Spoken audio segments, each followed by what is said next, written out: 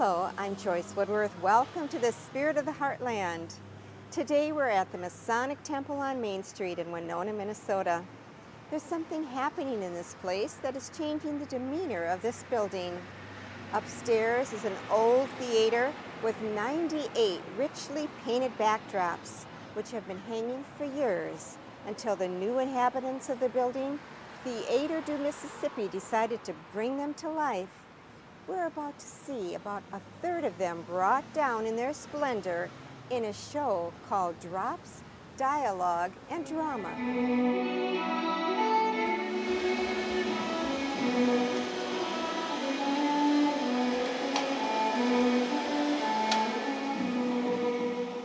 Welcome! Well, I must say it's good to see an audience in this old theater again. Even though it does make more work for me. But I love it when this place comes alive like this. And people are here, appreciating all its beauty. Oh, I've been lucky to work here all these years. All the shows, all those voices ringing out in the darkness, spoken in those magnificent voices, and taking care of all these many treasures. Well, you're about to see some of them now. So sit back, relax, and revel in the magic.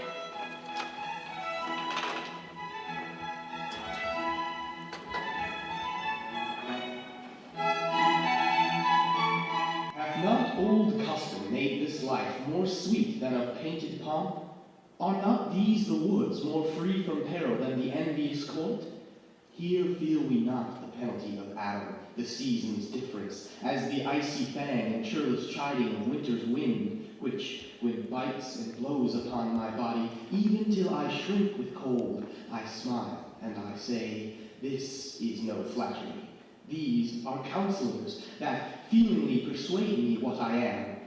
Sweet are the uses of adversity, which, like the toad, ugly and venomous, wears yet a precious jewel in his head. And this our life, exempt from the public haunt, finds tongues in trees, books in the running brooks, sermons in stones, and good in everything. I like that. Tongues in trees and sermons in stones. You know, I think we all listen to the earth sometimes, even though most of us won't admit it in polite society. Hearing sounds and voices that others aren't able to hear, that can get you into trouble sometimes. Believe you me, I know that. That's what happens to this next lady.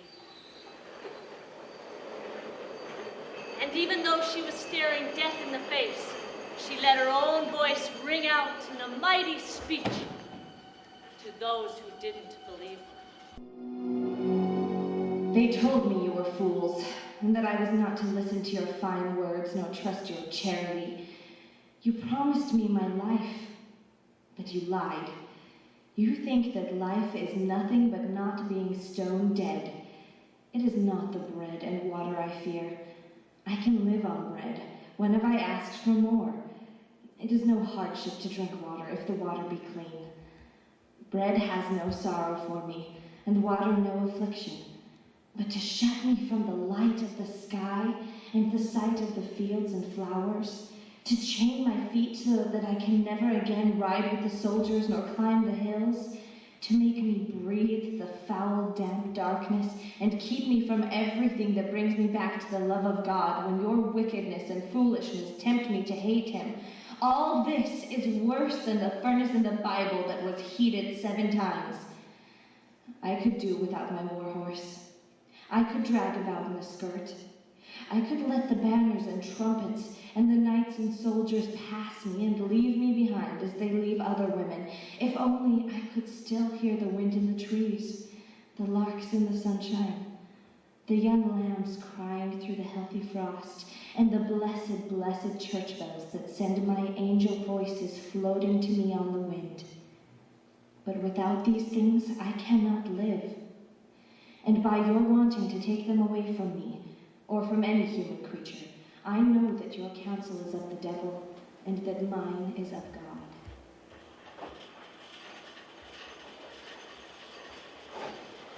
Now that's a selfless woman. taught those kings and lords a thing or two about war, about acting like real royalty. Even way back when this place was built, audiences always loved the strong woman. Well, at least as long as she stayed on stage. Those women were something.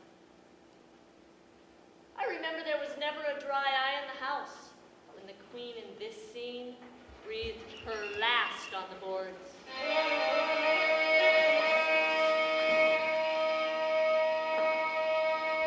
Give me my robe. Put on the crown. I have immortal longings in me. Now no more the juice of Egypt's grape shall moist this lip. Yea, good Eros, quick! Methinks I hear Antony call. I see him rouse himself to praise my noble act. I hear him mock the luck of Caesar, which the gods give men to excuse their afterwrath. Husband, I come. Now to that name my courage prove my title. I'm fire and air. My other elements I give to baser life. If thou and nature can so gently part, the stroke of death is as a lover's pinch, which hurts and is desired. Thou mortal wretch, with thy sharp teeth this knot intrinsicate of life at one untie. Poor venomous fool, be angry and dispatch.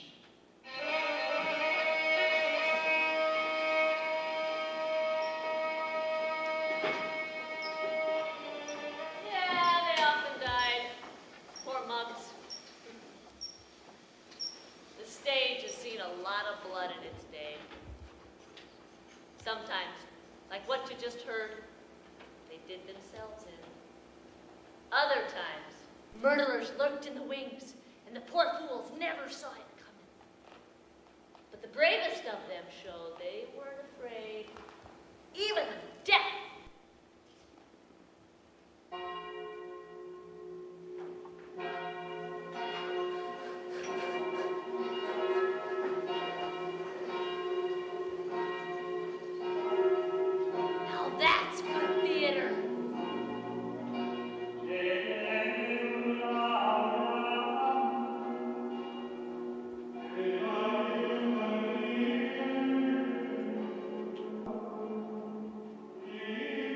Here let us stand, close by the cathedral.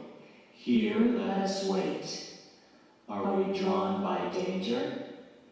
Is it the knowledge of safety that draws our feet towards the cathedral? Some presage of an act which our eyes are compelled to witness has forced our feet towards the cathedral. We are forced to bear witness.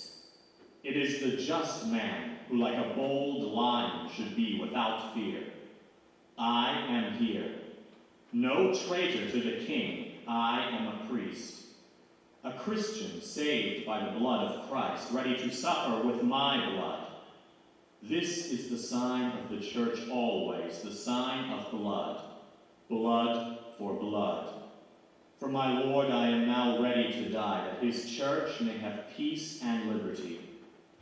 Do with me as you will, to your hurt and shame. But none of my people in God's name, whether layman or clerk, shall you touch. This I forbid.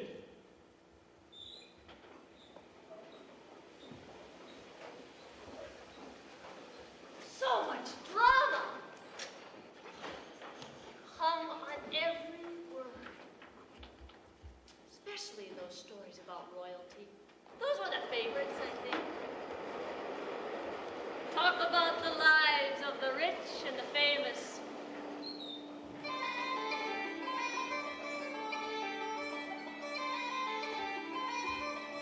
I used to think sometimes the worse it went for their royal highnesses, the more the audience ate it up. Then again, just the sight of a king striding on stage would take your breath away.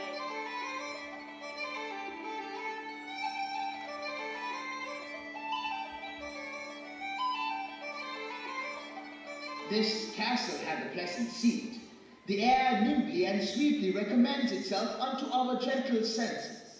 This guest of summer the temple haunting monarch disapprove, by his loved masonry that the heaven's breath smells wooingly here. No jutty frieze, buttress, no coign of vantage, but this bird had made his pendant bed and procreate cradle where they most breed and haunt, I have observed. The air is delicate. Ah, those royalties sure do love to hear the sound of their own voices, don't they? I seem to remember things didn't turn out so well for that particular king. How the mighty have fallen. Is that from Shakespeare? I've been around this theater so long, I've got a rag-bag mind full of snippets.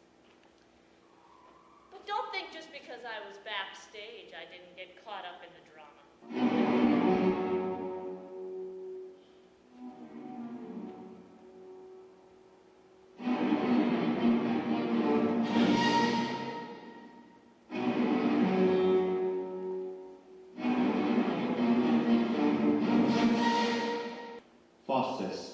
I swear by Hell and Lucifer to effect all promises between us made.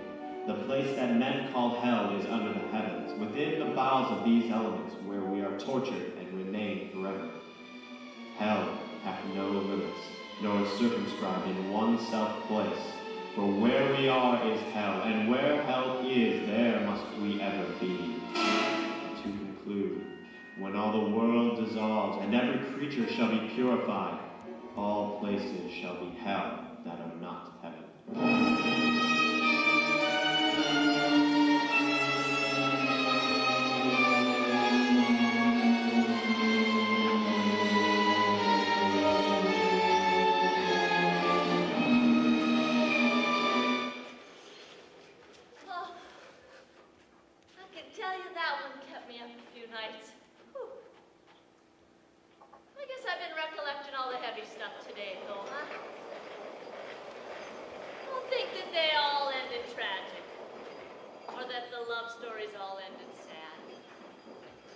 Cheered on the heroes.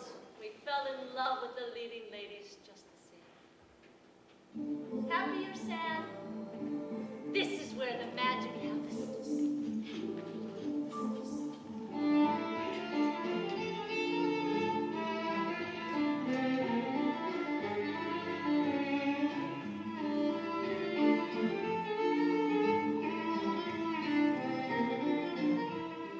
I hear someone coming. I can't live without her. The very sound of her footprints is so beautiful. I'm wildly happy. I'm not late, am I? I can't be. No, of course not. I've been worried all day, scared out of my wits. I was afraid Father wouldn't let me come, but he's just gone out with my stepmother. The sky was red. The moon was already rising, and I rode over as fast as I could. I'm so out of breath, can't you see?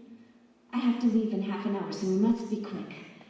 No, don't try to keep me, for God's sake. My father and stepmother won't let me come here. This place is wildly bohemian, according to them, and they're afraid of me going on the stage. But something seems to lure me to this lake like a seagull. My heart's full of my feelings for you. We're alone. I think there's someone over there. No, there isn't. What sort of tree is that? An elm. Why is it so dark? Night's falling and everything's getting dark. Don't go home too early, please. I must. Then how about me coming over to your place, Nina? I'll stand in the garden all night gazing at your window. You can't. The watchman would see you. Our dog doesn't know you yet, and he'd bark. I love you. Shh. I suppose it's time to start. The moon is coming up. Run along, then. You'll find everything ready. Nervous? Yes, terribly. I don't mind your mother. I'm not afraid of her. But Triggeran's here. To have him in the audience. I'm just a bundle of nerves. A famous writer. Is he young? Yes. His stories are marvelous, aren't they? I don't know. I've never read them. Your play is hard to act. There are no living people in it. Living people? We should show life neither as it is, nor as it ought to be, but as we see it in our dreams. Okay,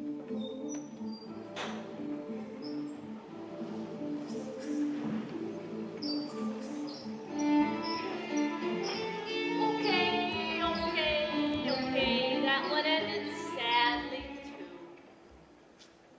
But living people, you were all so alive, at least to me.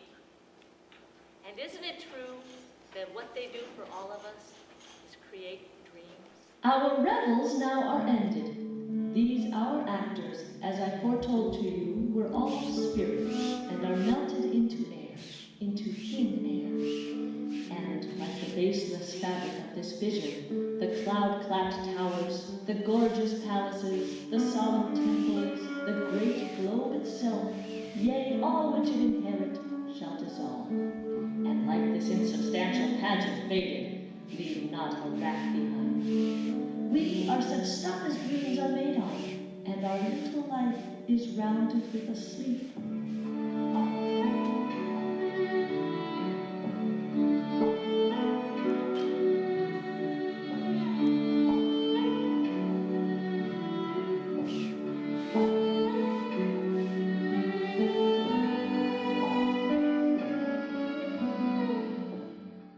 Sitting now in front of the romantic garden scene here with Kathy Peterson, who was actually the creator of this wonderful show, which we just watched. It was just beautiful. Now, this really isn't a garden scene. It is actually just painted drops, which are fantastic. The dimension and everything of them are wonderful.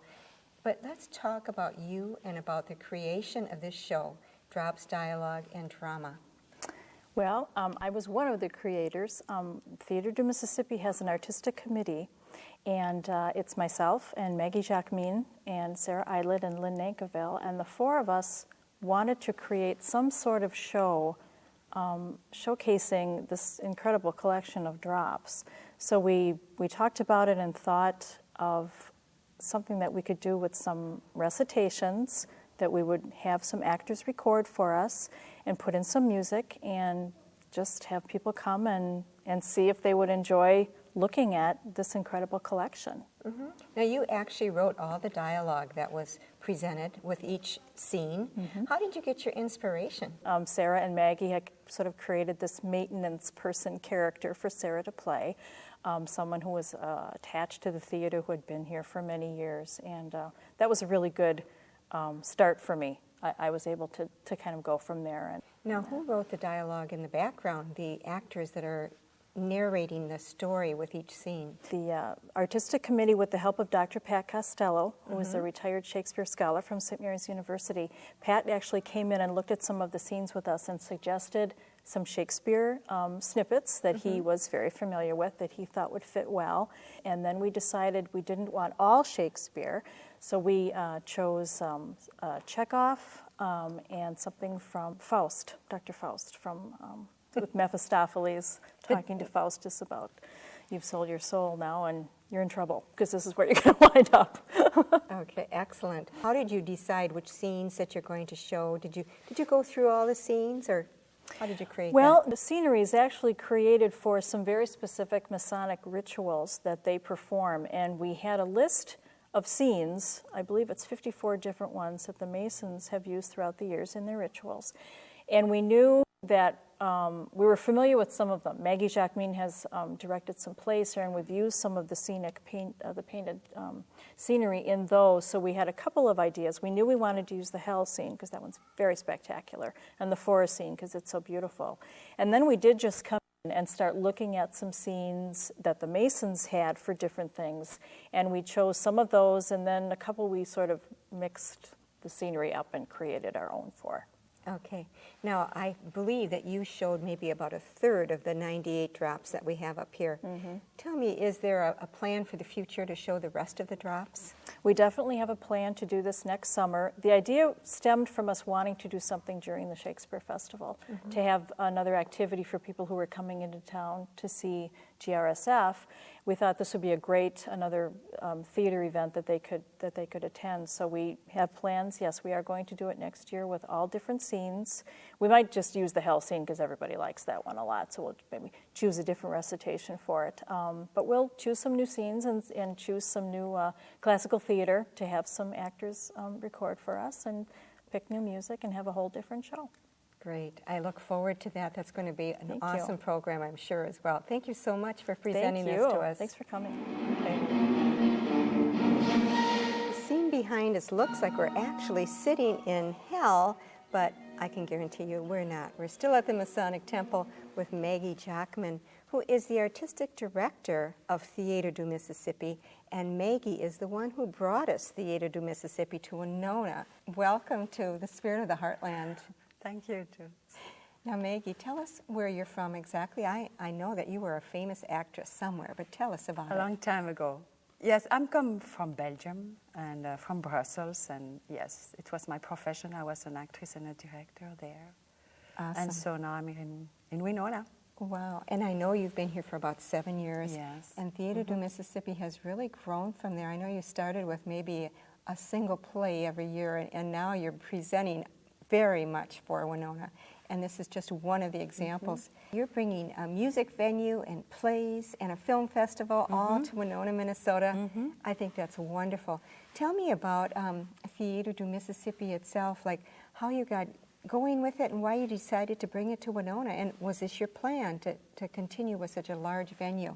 I think because I was doing theater, well, it was my passion, and so when I was here, I didn't really plan to do it, it just happened. We discovered this place, Rick Sorensen made me discover this place, and then speaking with the Masons, we realized that we could use it, and so I began to dream about doing one play, and I began with that French play that I did a long time ago, and it was really, really nice with some of these drops and the lights. And then it went on. We met other people in Yankeeville who began to write a historical play, and then we did 2 or 3 of them, and then we discovered the music. We love music, and other group of people, we begin to think about why not bring some folk singer here, and so that's how it began. And now we have Greg Peterson and Will and the other people of the board who are just working and try to bring music that they like. And so it goes like that. We have more and more people interested and working with us. That's the only reason we can do it. I mean, because, well, you just see me, but I mean, there are so many people behind that are just excited and helping and having great ideas. And the actual drops here, they are absolutely wonderful. I mean, this is such a historic theater. What is it like for you to have all your presentations in this theater?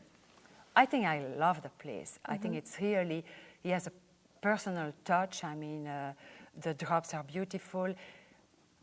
I don't know, I just think when we are here, it feels like, I don't know how to describe, you know, I wanted to say home, but it's not really that. But I mean, I think it's just great. The public feels good, and we like to use the place, and also using all this historical technique, I would say, because the drops, well, we don't see that anymore. The lights is the same. It's not the usual lights that you will find now in a modern theater. So it's quite challenging and exciting to do that. Well, and I want to thank you so much for bringing all these wonderful venues to Winona. Thank you, Joyce. And thank you for joining me today. Please join me again next week. Till then, enjoy the Spirit of the Heartland.